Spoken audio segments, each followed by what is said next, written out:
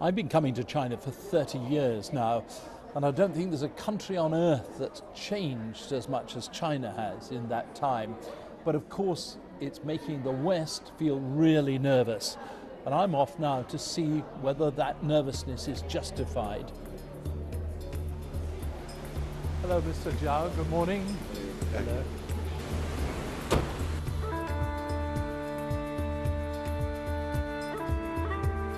I love the face. Just try and straighten your shoulders up a bit. This shoulder back. No, this In the shoulder down. breathtaking setting of the Great Wall, a Ukrainian model poses for a British fashion photographer. Just relax this arm a little bit. Yeah. Still, it's the dress that's the centre of attention, and that's Chinese designed. Yes, China is open to the world, but increasingly on China's own terms. Right arm. The wall was built to keep the outside world at arm's length. Now, the long centuries of isolation are over.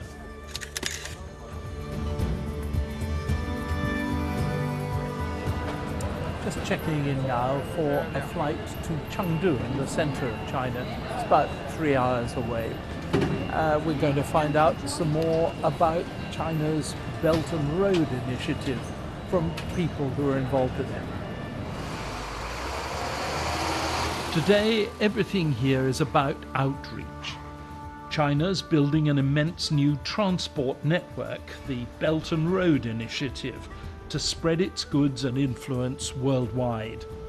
Yue Kexing is a small cog in this vast project, a logistics manager working on a vast new airport in Chengdu. Hello.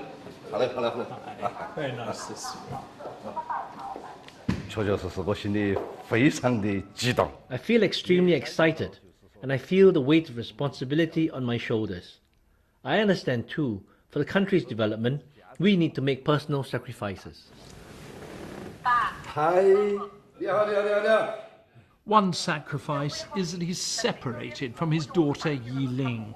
She is in Africa, working on a new airport for Zambia, part of the Belt and Road Initiative. Is China buying up Africa? Well, if so, Africa doesn't seem to object. The One Belt, One Road can increase the trade between China and other countries. It also can increase the infrastructure in Zambia and it also in China. I think it's the win-win, two-win things. Once China just made things for Western companies. Now it's bidding to lead the world. This intricate dance for 100 driverless cars was staged by China's rival to Google, Baidu. And they allowed me to be the first journalist to go on board their driverless bus. A distinctly eerie experience. Baidu has global ambitions, yet its president insists that China isn't a threat. Hi, Mr. Simpson. Yeah. Very nice meeting you. Welcome nice to to meet you. Baidu. Thank you very much. China is a partner. It is a positive force of the world. And I think U.S. need to understand that. The world need to understand that. For companies like Baidu, we are a global partner. Of course, we thrive in China, but also we like to be a global player. Still, China is a lot more assertive nowadays. This is a hugely popular feature film about Chinese forces rescuing their nationals abroad. In real life, China is acting tough in defense of its claims in the South China Sea, and people here like that. For decades now, China's been biding its time, getting quietly richer and stronger. Now, though, it feels the moment's arrived. A year ago, over there in the Great Hall of the People, Xi Jinping, who's leader for life if he chooses to be, committed China to becoming a world leader in innovation, in influence, and in military power. What he didn't add was that China's also becoming far more authoritarian. Until President Xi became leader, China was definitely getting more liberal. He's stopped all that.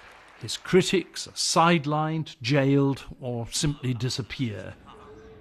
My local producer shows me what happens if you try to text the name of some government critic on social media. I'm gonna say we would like to arrange an interview. Yep.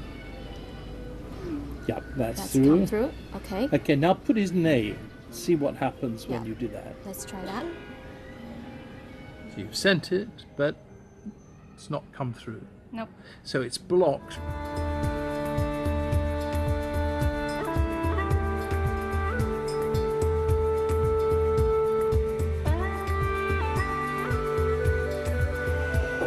Yet even though he's constantly monitored, I managed to meet up with another dissident, Li Datong, a journalist who recently wrote an open letter strongly critical of President Xi. Currently, under Xi Jinping, power is becoming more and more concentrated.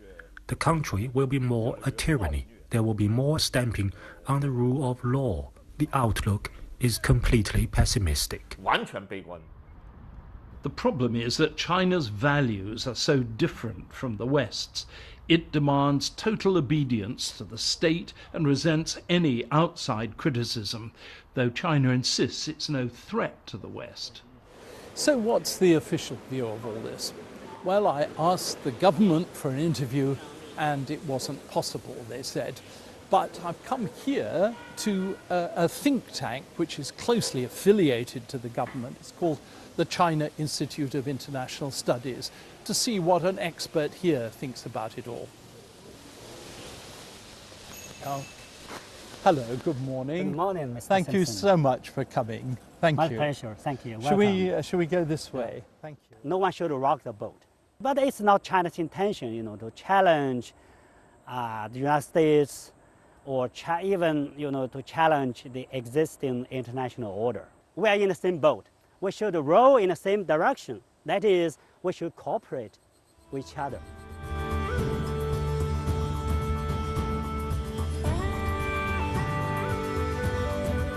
Fine, but what does it all come down to? Is China our friend or our potential enemy? Well, it's too rich and too inclined to flex its muscles to be an easy friend. Yet it's not so much a foe as a competitor. The trouble is, history shows that competition, unchecked, can have a dangerous habit of turning really nasty. John Simpson, BBC News, on the Great Wall.